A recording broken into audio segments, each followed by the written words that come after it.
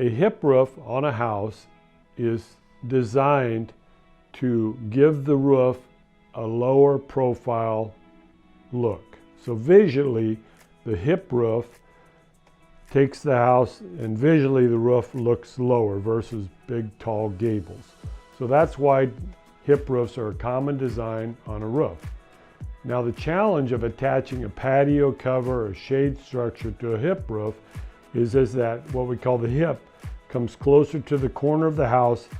Then as that becomes lower, attaching a cover can have some challenges at that hip.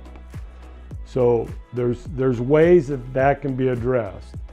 One of the ways is to fly the cover over that hip area.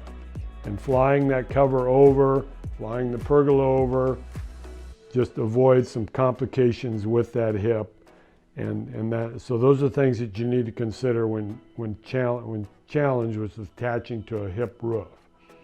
So typically the attachment can be put further away from the hip, and then the beam is cantilevered over so it can fly over that hip area.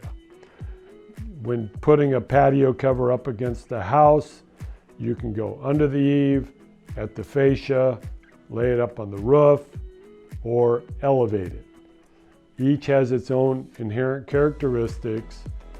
The challenge is always, when putting a cover on, is what type of slope are you creating? And you want your cover to have a proper slope.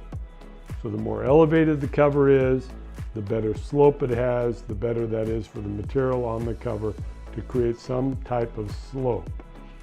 There's ways to do that. You can put posts and beams up against the house to elevate that cover, but then you have to deal with those posts, and posts may not be where you want them. There's other methods that attach through the roof on top of the exterior structural wall and elevate the post up. That can be fly over that hip. And those are great methods because they seal with standard flashings. So just consider your options when you're attaching to a hip roof. Be sure to subscribe, like, share on your social media. Thanks so much for watching.